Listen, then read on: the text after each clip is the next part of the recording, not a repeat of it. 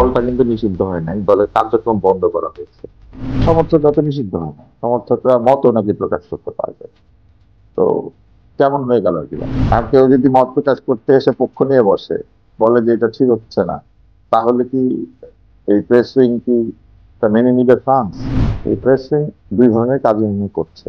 একদিকে ছাপা গণমাধ্যম এগুলাও বিবৃতি দিচ্ছে, আবার মনে একটা হাইড্রোলিক প্রেসও পরিণত হচ্ছে। ঢাকা যাবে দেশে সোনালী পের সাথে। আওয়ামী লীগ নিষিদ্ধ বাংলাদেশের মুক্তিযুদ্ধের নেতৃত্বদানকারী রাজনৈতিক দলটিকে সরকার তার নির্বাহী আদেশে নিষিদ্ধ করেছে, অর্থাৎ সকল কার্যক্রম নিষিদ্ধ করেছে এবং রাজনৈতিক দলটি নিষিদ্ধ হবে কিনা সেটি আন্তর্জাতিক অপরাধ ট্রাইব্যুনাল সেটি সিদ্ধান্ত নেবে। মামলা বিচারাধীন এবং বিচার কার্য চলাকালীন সময়ে আওয়ামী লীগের সকল এবং তার অঙ্গ সংগঠনের সকল কার্যক্রম নিষিদ্ধ ঘোষণা করেছে। আপনি এটিকে কিভাবে হ্যাঁ, দেখছেন? সেটা আমি দেখেছি। পত্রিকাতে এসেছে এবং বিভিন্ন জায়গাতে আলোচিত হচ্ছে। কিন্তু এখানে কিছু ধোঁয়াশা আছে। বিষয়টি হচ্ছে দলটা কিন্তু নিষিদ্ধ হয় নাই, দলের কার্যক্রম বন্ধ করা হয়েছে।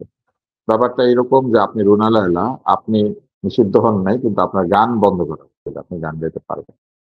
ব্যাপারটা এরকম আর কি। ফলে ঠিক এটাও ঠিক বোঝা যাচ্ছে না যে কতদিনের জন্য নিষিদ্ধ থাকবে। আন্তর্জাতিক অপরাধ ট্রাইব্যুনাল রায় দিলেন, সেই রায় কি আহ কোন ব্যক্তির বিরুদ্ধে হবে নাকি দলের বিরুদ্ধে হবে, কিভাবে হবে, এই বিষয়গুলিতে একটু দীর্ঘমেয়াদী প্রক্রিয়া। ফলে এইখানে এই বিষয়টি আসলে খুব পরিষ্কার না যে দল, ধরেন আবাহনী এবং মোহামেডান, তাদের সকল কার্যক্রম নিষিদ্ধ করা হলো, তারা খেলে টেলে না, কিন্তু আবাহনী মোহামেডান আছে আর কি, এবং তাদের সমর্থকরা প্রতিদিন স্টেডিয়ামে যায় খেলা দেখতে।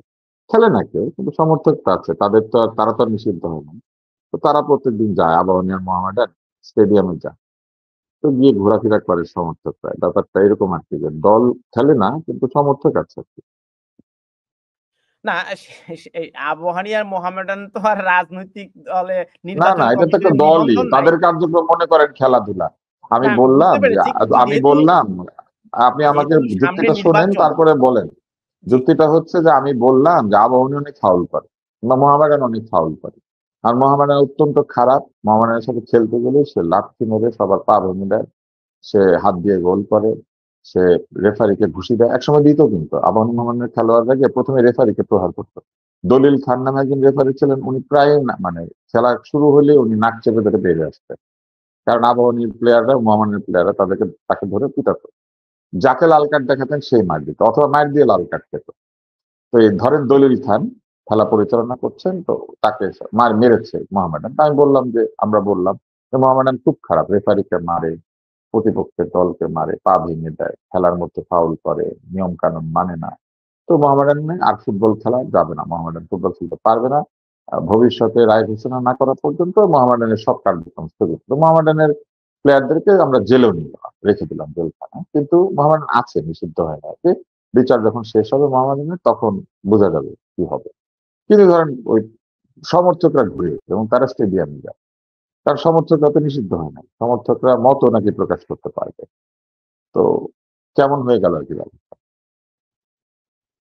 এখন দুটি প্রজ্ঞাপনে এক ধরনের বক্তব্য রয়েছে। এখানে কার্যক্রম নিষিদ্ধের কথা বলা হয়েছে, কিন্তু প্রধান উপদেষ্টার প্রেস উইং থেকে আরেকটি নির্দেশনা আমরা পেয়েছি।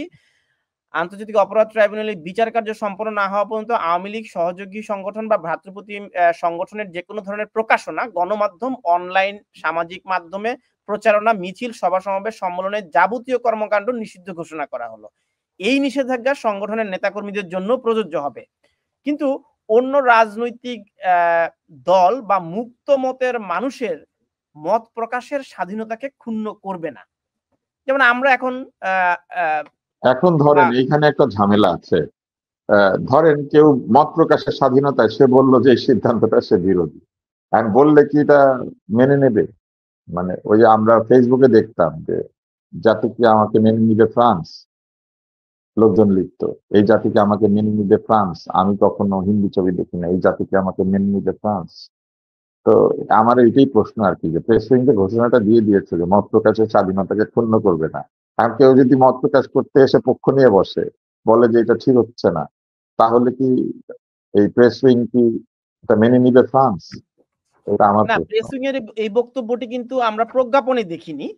প্রজ্ঞাপনে মত প্রকাশের স্বাধীনতা, এখন প্রেস উইং গণমাধ্যমে তো অত্যন্ত শক্তিশালী, বাংলাদেশের প্রেস উইং খুবই শক্তিশালী। আমরা লক্ষ্য করেছিলাম টাকা ছাপানো থেকে শুরু করে বিভিন্ন বিষয়ে প্রেস উইং প্রায় বক্তব্য দিয়ে থাকে।